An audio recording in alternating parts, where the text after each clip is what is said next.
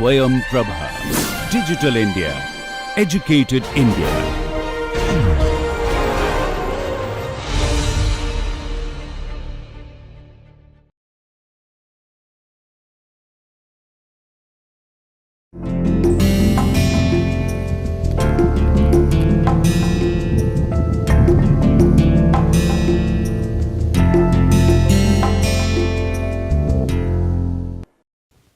So, we will discuss in this lecture about martensites. By the way, martensite is named after scientist Martens. He discovered this thing first time, and that is why we call it martensites. As I told you that martensite forms when you quench austenite from high temperature. So, quenching can be done in water, or you can do it in liquid nitrogen, or one can do it in ice. Depending on the quenching, the martensite volume fraction will be changed in the microstructure. First, let us look at how it looks like, then we will discuss about details. Remember, martensite itself is a subject and it cannot be discussed in one lecture or two lectures. Whatever the basic features of martensite of steel I am going to discuss. To be clear, martensite is also observed in non-ferrous alloys. So, it is a common feature in many of the microstructure. So, martensite is true in general. On the other hand, perlite and the bainite is very specific to the steel. So, martensite is observed in nickel based superalloys, even some copper alloys. We use martensite transformation is nickel titanium alloys for the shape memory effects. So, therefore, martensite is not only present in steels. But in this discussion, we are discussing about martensites in steels. Martensite looks like a plate or a lath in the microstructure. As you see here, this is a typical microstructure of a martensite. These things, grey color plates, they are actually martensites. In between white things which you see here, that is basically known as written austenite, written gamma, and these are actually martensite. Many books they represent as a alpha prime. To distinguish between alpha, martensite as a distinct crystal structure is known as polycenter tetragonal. Basically, very low carbon concentration steel, the martensite tetragonality is very low. Remember, we define tetragonal crystal structure by two lattice parameter A and C. In cubic, we have a lattice parameter A, because in cube all the sides are of similar length and angle between each side is 90 degree. In tetragonal structure, the two sides have the same length, but one side has a higher length, that is in a tetragon, and angles between all the sides are 90 degree. So, tetragonality is defined by ratio C by A. C by A is basically a function of carbon concentration in the steel for martensites. So, when carbon concentration is very low, the C by A ratio is very small. Sometimes we cannot distinguish between cubic or tetragonal structure or low carbon concentration steel in martensites. So, therefore, we represent this as alpha prime, because it is a derivative structure of alpha. Now, martensites, as you see here, this optical microstructure looks like a plates, and if you look at a much large, much lower magnification microstructure, what you see here? You see here, these are actually alpha gamma grains, okay, and martensite forms like a plates. You see that everywhere. In fact, they looks like this, okay, or looks like, some cases looks like such a kind of structure. I am drawing one of them, okay, in some cases they looks like this. They are actually internally twinned. They have twinned inside each of these martensites. That is why they looks like a faulted. So, therefore, martensites basically forms what is known as a diffusionless transformation, in which none of these PCs, either carbon or iron or whatever present in the steel, undergoes any diffusion. They goes as suppling basically by shear force, okay, because it is quenched to water or some other things. There is no time for any diffusion of the atoms to happen, because diffusion requires time, as you know, okay. So, therefore, we cannot actually have any choice other than transformation which is dictated by affiliation of shear forces. So just to give an example, just martensite is basically like this. Suppose you have in a classroom you have chairs are kept in a particular manner, okay, and if you ask the students to be just like behave like atom, they can go and sit and in a particular order, suppose in a gamma iron. Now once you cool down to lower temperature very slowly, these atoms can then change their positions, and basically that is nothing but these students can change their positions and segregate. So when they segregate, they form perlite. That is why carbon diffuses out from the alpha and go to cementite. But if we do not give them time, suppose if the students has to enter the class and sit very fast, so they will simply occupy the positions wherever it is available. So that is nothing but actually saying the atoms in a material to simply go to a seated positions and do not move. Exactly that is what happens in the martensite transformations. The carbon atoms are actually pushed, okay, along the C axis of these, along the one of the axes of these cubic unit cells, and that is why actually they become align along certain directions and tetragonality develops. That is one of the important features of martensites, that they say diffusion led transformations. As I said, the plates, if you look at very carefully, plates are actually internal twins. You can see these are all twin presents inside that. Every plate martensite has a twin structure.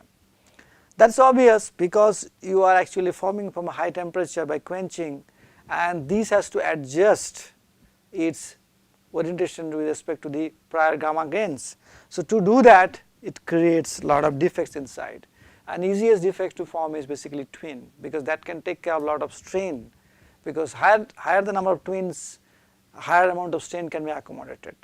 So that means what? Martensite transformation involves a lot of strain, plastic strain basically, and this plastic strain can only be accommodated by either by dislocation motion or twins, but twins are better because twins can accommodate more strain as compared to the dislocation. That is why all these martensites in the steel has internally twin structures, which is very normal in these martensite structure. Because these are distorted and this has internally twin structure, therefore they are very hard.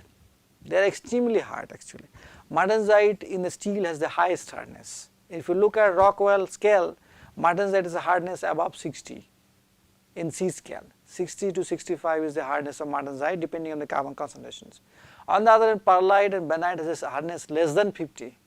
So therefore there is a huge difference of hardnesses of martensite and the other phases in the other PCs in the steel. This is the reason actually why they have this kind of structures. So to give you a better idea, you can see here the twins. You can see this is a twinning plane and these are the twins. Very nicely you can see the twins. So twinning is easily observed, internal twinning in the martensitic planes, and this is the reason actually why martensites are hard. Again I am showing you here a plot. This may not look so good between hardness and the carbon concentration. This is the hardness of the benites. It increases as a function of carbon, but not more than 300 in a Vickers hardness level. Martensite hardness, you can see it is very high. It increases function of carbon, it can reach up to 900 actually. And so therefore it is about 0.6 is what is the weight percent of carbon at which the martensite hardness is maximum. After that martensite hardness decreases, that mainly because amount of written austenite increases. So first of all, why do you have written austenite in the microstructure? Let us also discuss that part, because that is very important, because that dictates the total hardness of these martensites. Remember, martensite actually forming from high temperature by quenching, therefore they form by a shear deformation process.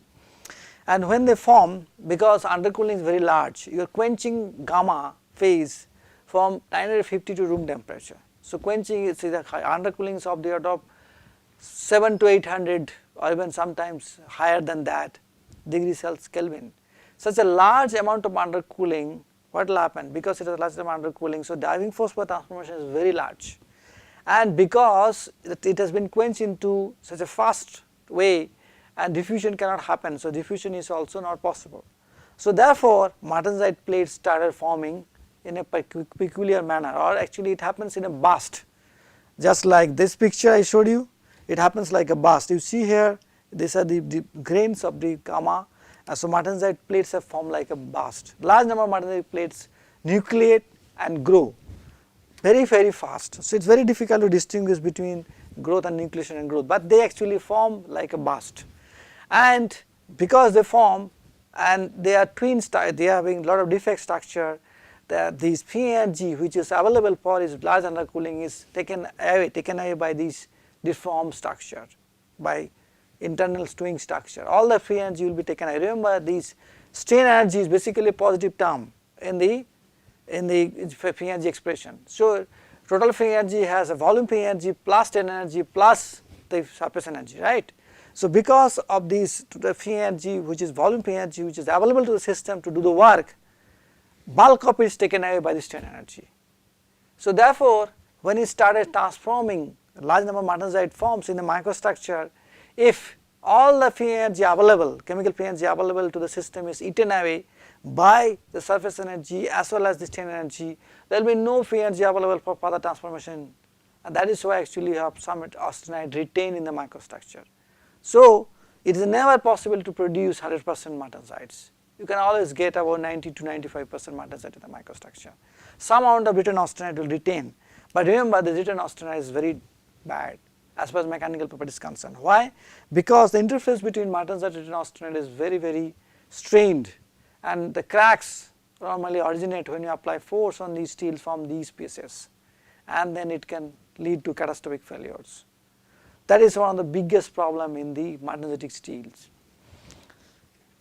Okay, so that is one part, and this is what is shown there. You can see here martensites, internally twin structure, martensite plates, okay, internally twin structure, martensite plates are seen. Now, the reason actually it has a different hardness as a function of carbon concentration is because the carbon is a species which actually gets suppled from one position to the other position, from FCC position to the edge corners in the BCC, in the BCD structure, and because it is basically going in that way, that means they are actually getting suppled, and that is why actually the amount depending on the carbon concentration presents, there is an optimum value of the hardness. When it increases, suppling is no longer can be done effectively, so therefore strain build up is also low, hardness drops. Secondly, as the carbon concentration increases, the driving force available is also eaten away mostly by the strain. Written austenite concentration is more, or volume fraction is more in the microstructure. The strain energy is sufficient enough to allow written austenite to be present in the microstructure in large volume fraction, and written austenite is very in a soft phase, so therefore hardness drops off. As I said, the martensite is actually not doesn't actually lead to good physical mechanical properties as far as the combination of strength and ductility and toughness is concerned. Martensite is hard, so therefore it can give you very high strength, but its ductility is poor. So therefore always martensite is tempered, or martensite is basically kind of transformed by aging at different temperatures, and this is done in different ways. Remember, martensites can be tempered at different temperatures. Depending on the temperature of the tempering, martensites can have different product.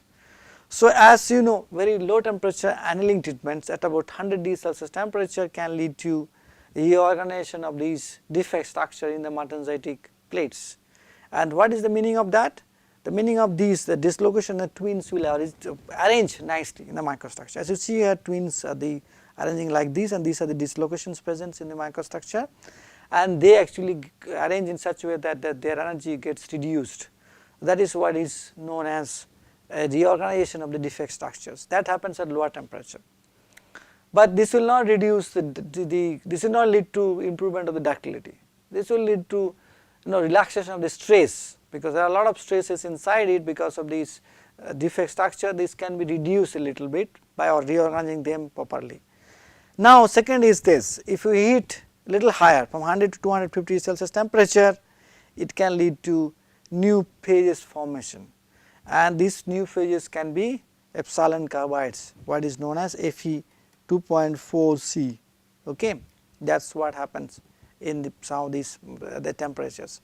This epsilon carbide precipitates. Basically what has happened, martensite is basically a supersaturated solution of carbon in iron having a BCT structure. Okay.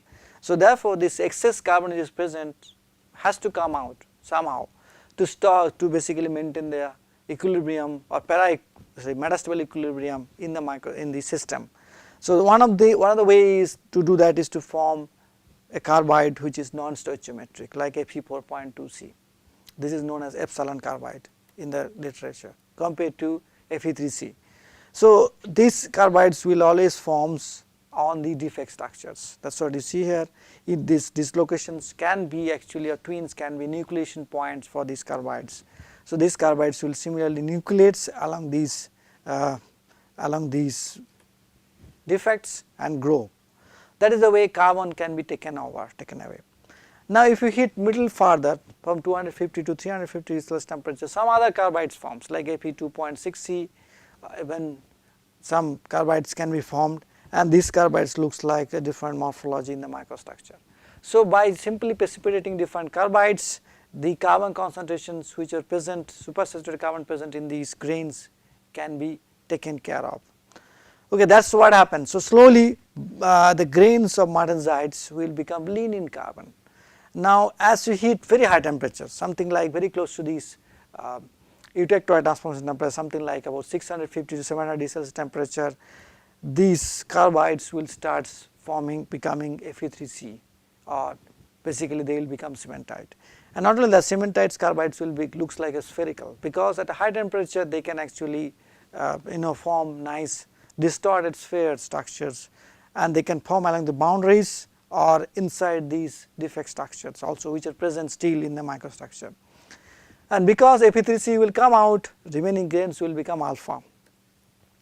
So complete carbon partitioning happens from the grains of martensite to Fe3C, and slowly Fe2.4C, Fe2.46C will transform to Fe3C.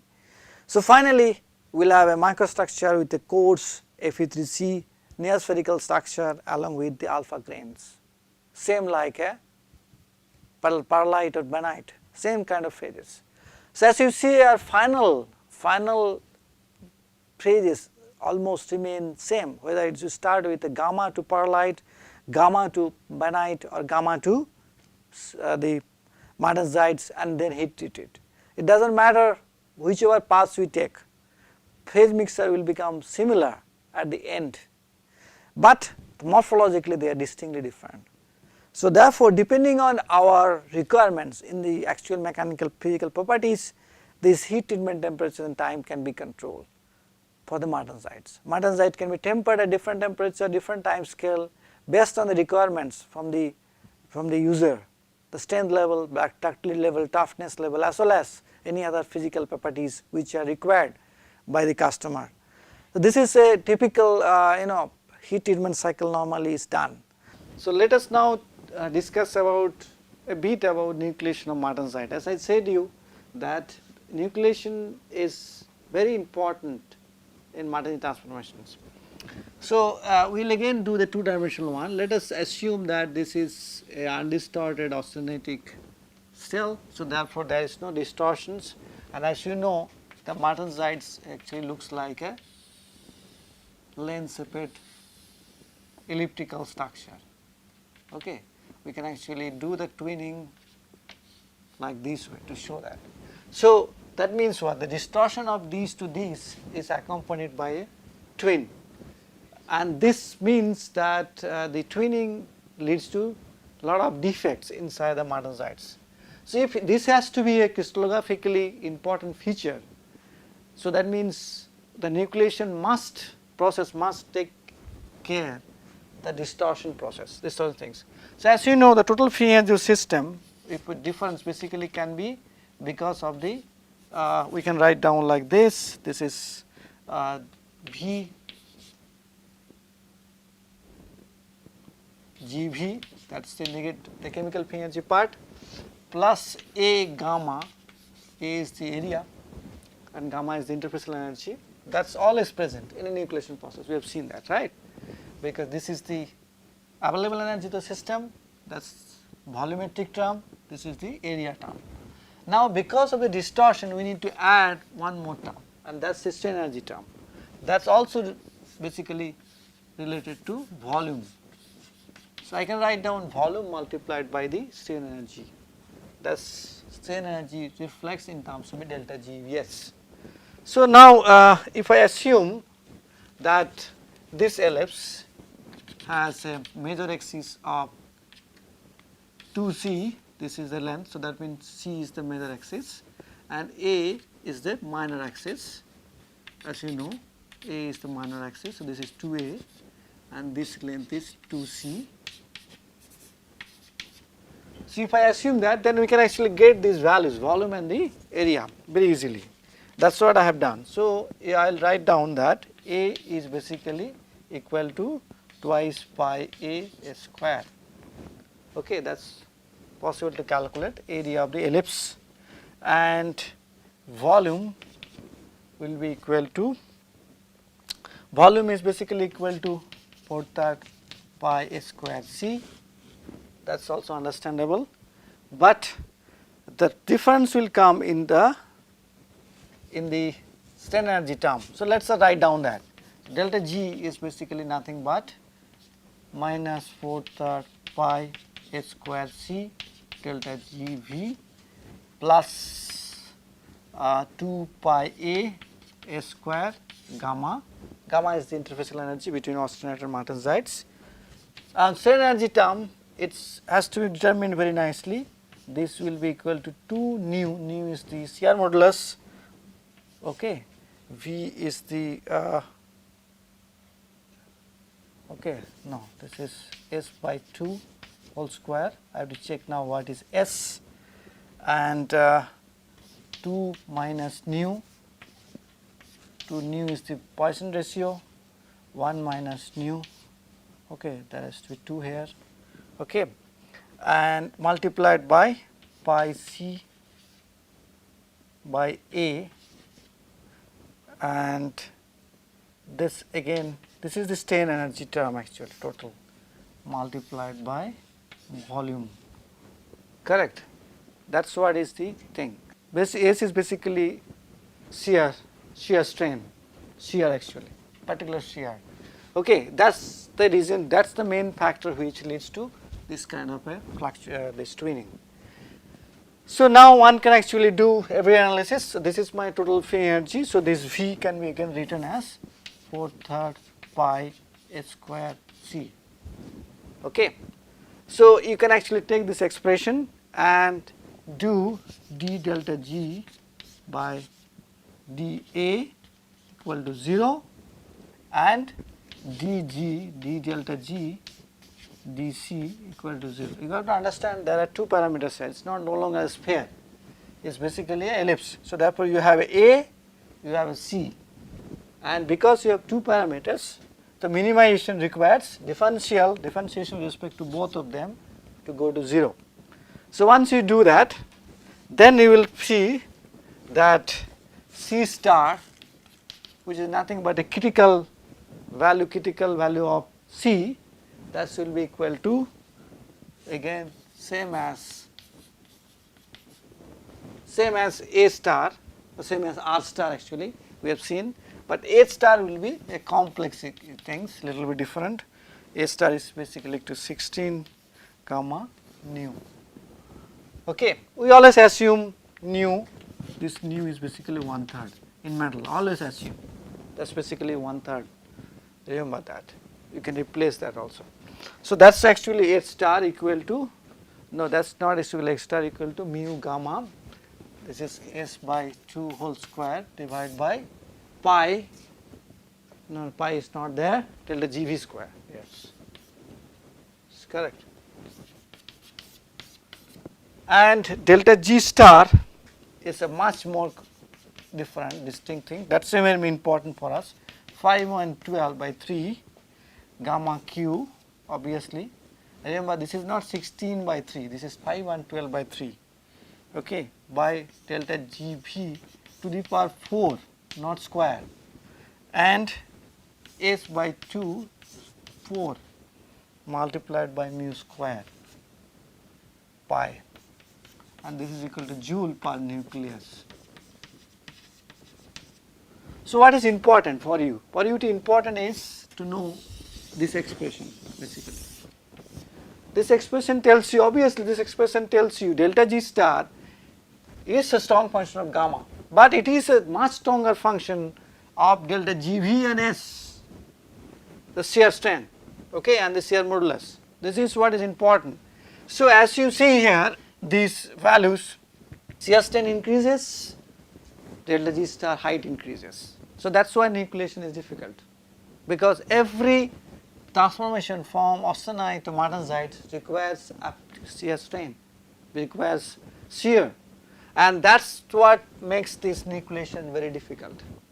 And that's why actually nucleation in martensites takes a lot of energy. And this is one thing. Second important part is that this free energy, if you look at this, is total free energy both for nucleation and growth. And as growth is very fast, we have only considered this as a homogeneous nucleation here. We have not considered heterogeneous part. It can happen anywhere in the inside these grains, or there is no preferential things about the grain boundaries being a nucleation site for martensites. But if this is my free energy available to me chemically because of quenching, this is used to create interface to take care of strain. Now interface is fine, you are forming a new phase, interface will be there. But here the interface energy will not be very high. Why? Because there is a distinct crystallographic relationship between martensite and austenite. But important thing which will be high here is this part, the strain energy part. And this is substantially higher as compared to the surface energy parts. And because it is higher, this actually takes a lot of the chemical free energy available to the system, and that makes the transformations incomplete even if you quench liquid nitrogen temperature. And this is the reason austenite is retained in the microstructure. Austenite can never be fully transformed to martensites because of this strain energy. This energy takes away a lot of part of the chemical free energy, and that's also evident when you calculate nucleation barrier. So these are the things you must remember, because these are not taught in the normal lectures or normal textbooks. It's there in the book, and you should look at it in a detailed manner so that it helps you to understand the transformation better way.